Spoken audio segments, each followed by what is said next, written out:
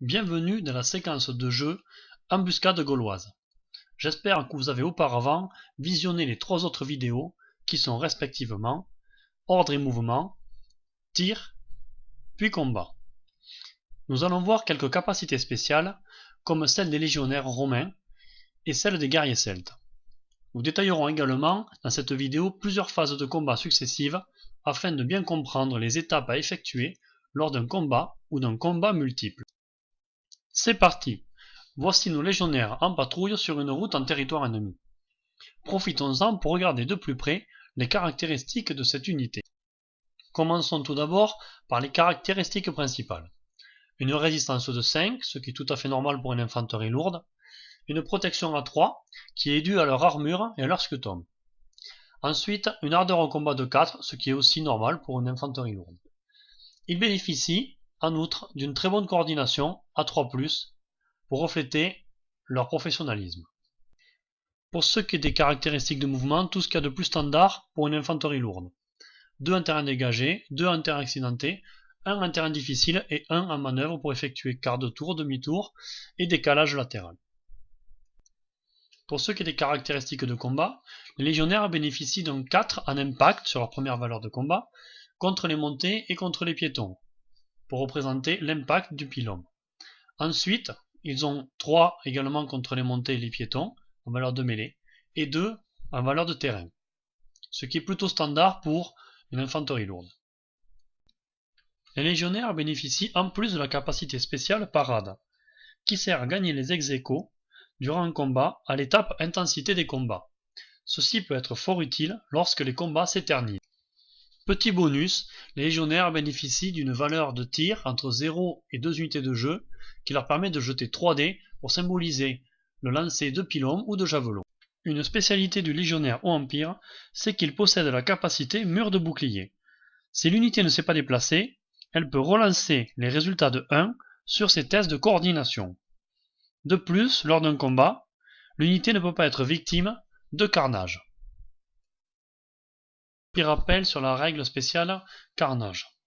Un carnage intervient lorsque la somme des 2 dés est égale ou supérieure à 10 dans une étape d'intensité des combats. Dans ce cas-là, chacune des unités subit une perte supplémentaire. Revenons à notre patrouille romaine, qui se déplace sur la route à travers les bois jusqu'à rencontrer l'embuscade de Gaulois sur sa gauche, ainsi que celle qui arrive sur son arrière. Profitons-en pour regarder les caractéristiques de cette unité guerrier celte. Tout d'abord les caractéristiques principales. 5 en résistance, 2 en protection, 4 en ardeur au combat, tout ça c'est assez standard, et 5+ en coordination, ce qui n'est pas terrible. Pour les caractéristiques de mouvement, tout ce qu'il y a de plus standard pour une infanterie lourde, 2 en terrain dégagé, 2 en terrain accidenté, 1 en terrain difficile. Cependant, les Gaulois vont souffrir d'une manœuvre à -2 pour représenter le manque d'organisation des troupes gauloises. Pour ce qui est des caractéristiques de combat, pas de problème, on peut compter sur le guerrier celte, notamment contre les piétons, avec une valeur d'impact à 5, très bonne valeur, une valeur de 3 en mêlée, et une valeur de 2 dans les terrains, mais qui sera complétée par la valeur forestier si jamais un combat dans un bois.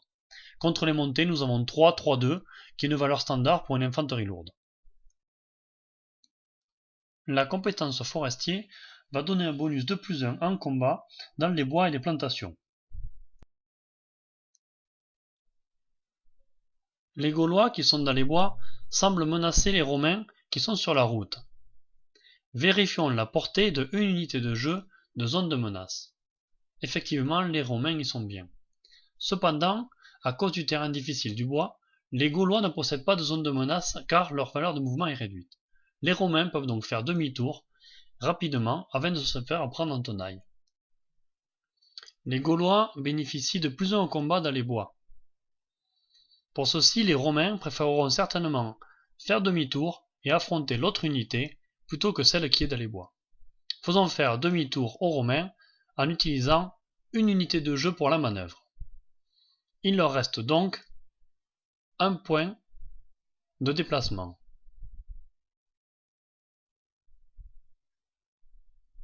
Nous allons les déplacer sur la route comme ceci.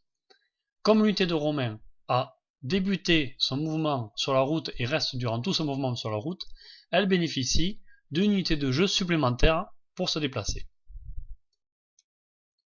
Nous allons à présent effectuer les tirs des légionnaires romains sur les Gaulois. Les Romains vont lancer 3 dés en tir et devront obtenir des 4, 5 ou 6 pour toucher.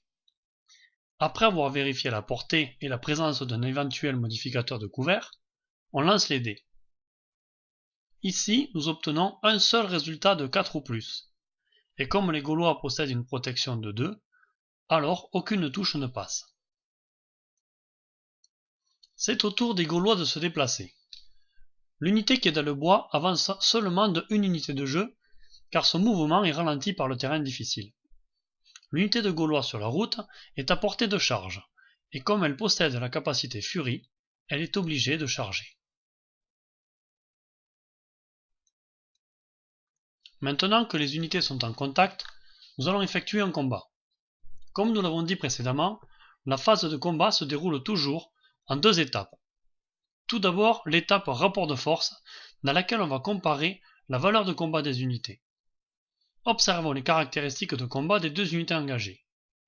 Les Romains ont 4 en impact, avec la capacité mur de bouclier, qu'ils pourront utiliser car ils ne se sont pas déplacés ce tour-ci.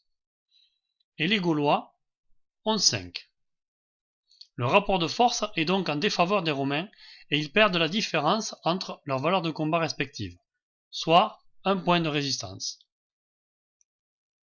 Passons à présent à la deuxième étape, qui est l'étape de tenue au combat. Lors de cette étape, les unités vont chacune tester si elles résistent au choc de l'impact. Comme c'est le premier tour, les unités vont tester leur coordination. Les Romains ont 3 de coordination et les Gaulois 5+. Comme les Romains ont perdu l'étape rapport de force précédente, ils doivent effectuer ce test avec 2 dés et prendre le plus petit comme résultat. Avec un résultat de 2 et de 1, ils échoueraient leur test de coordination s'ils n'avaient pas la capacité mur de bouclier ainsi qu'un musicien dans l'unité. Ils peuvent donc relancer leur test de coordination et obtiennent un 3 et un 5, ce qui leur évite de perdre un point de résistance lors de cette étape. Les Gaulois doivent également tester leur coordination, mais à 5+. Et en obtenant un 4, ils échouent et perdent un point de résistance. Lors de la phase de déplacement des Romains, on peut voir une cavalerie qui apparaît en bas et qui avance au maximum sans pouvoir atteindre les Gaulois ce tour-ci. Une fois les mouvements romains terminés et en l'absence de tir, nous pouvons passer à une nouvelle phase de combat. Elle commence toujours par une étape rapport de force. Nous prendrons cette fois-ci les valeurs de mêlée, car les unités sont engagées depuis plus d'un tour. Les Romains ont 3 en mêlée, comme les Gaulois. Aucune unité ne s'infligera donc de perte sur cette étape de rapport de force. Passons immédiatement à l'étape de tenue au combat. Sur un autre tour que le premier, la tenue au combat se fait par un jet d'intensité au combat. On lance un D6 pour chaque unité engagée, et le plus grand résultat l'emporte, le perdant subissant une perte.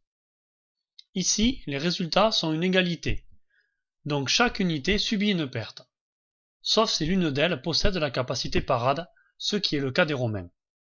De plus, la somme des dés faisant un résultat de 10 ou plus, la règle avancée de carnage s'applique, et chaque unité subit une perte supplémentaire. Là aussi, les Romains possédant la capacité mur de bouclier sont immunisés au carnage. Cette étape d'intensité au combat est désastreuse pour les Gaulois, qui subissent une perte sur l'égalité et une perte à cause du carnage. Lors de la phase de mouvement des Gaulois, l'unité de derrière est à portée de charge des Romains, et ils sont obligés de charger à cause de leur capacité furie. Mais ce n'est pas un mal car ils vont les surprendre de dos.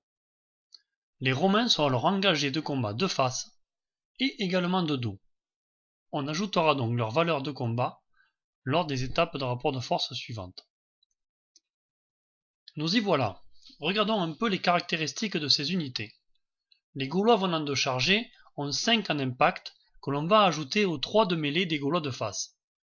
Les Romains, eux, ont seulement 3, ce qui leur fait perdre la totalité de résistance restante. Cependant, ils ne seront détruits qu'à la fin de la phase de combat, et ils effectueront donc leur étape d'intensité des combats. À l'étape de tenue au combat, comme il s'agit d'un combat multiple, on va effectuer une intensité des combats pour toutes les unités, même pour celles qui viennent d'arriver. On lance donc un D6 pour chaque unité au contact. Le Romain obtient un meilleur résultat que les Gaulois de face, mais se fait battre par les Gaulois de derrière avec leur résultat de 6. Le plus grand résultat est donc obtenu par les Gaulois. Cependant, la somme de 4 et 6 faisant 10, il y a un carnage entre les Romains et les Gaulois de derrière. Les légionnaires ne seront donc pas morts en vain, car ils auront infligé une perte aux Gaulois de derrière avant d'être détruits. Afin d'étudier un nouveau cas de combat multiple, nous allons prendre comme hypothèse que les Romains n'ont pas été détruits. À leur tour, la cavalerie romaine aurait chargé les Gaulois de dos. Et donc, les légionnaires auraient pu se retourner pour combattre les Gaulois sur l'arrière. Comme ceci. Le combat multiple se serait alors dissocié en deux combats individuels. La cavalerie combattrait les Gaulois de dos, et les légionnaires combattraient les Gaulois de l'arrière. Sur ce premier combat, les Gaulois utiliseraient leur valeur de mêlée, et les cavaliers romains leur valeur d'impact. Comme ils arrivent de dos, et que ce n'est pas un combat multiple, les cavaliers bénéficient d'un bonus de +1, ce qui leur permet de prendre l'avantage et d'infliger une perte aux Gaulois. Comme ce n'est pas le premier tour de combat pour les Gaulois, alors les deux unités feront un test d'intensité des combats. Les cavaliers obtiennent 5 et les Gaulois réussissent un 6. Si vous jouez les règles avancées, alors ces unités subiront un carnage car la somme des 2 dés fait 10 ou plus. Les Romains subiront donc 2 blessures et les Gaulois une de plus que celle subie à l'étape rapport de force. Les Gaulois ayant subi 3 blessures auparavant, ils seront détruits. Passons à présent au combat numéro 2. Les légionnaires utiliseront leur valeur de mêlée de 3 et les Gaulois leur valeur de mêlée de 3 également, ce qui donne une égalité à l'étape rapport de force et n'inflige aucun dégât aux unités. Passons à l'étape tenue au combat, qui se fait par un jet d'intensité des combats car les unités sont engagées depuis plus d'un tour. Les légionnaires obtiennent 2 et les Gaulois un 1. Les Gaulois perdent donc un point de résistance supplémentaire. Voilà, c'était la séquence embuscade gauloise où nous avons pu voir tous les différents types de combats ou de combats multiples, ainsi que la charge de dos ou encore des règles comme carnage, égalité au combat et parade. Je vous souhaite un très bon jeu et à très bientôt.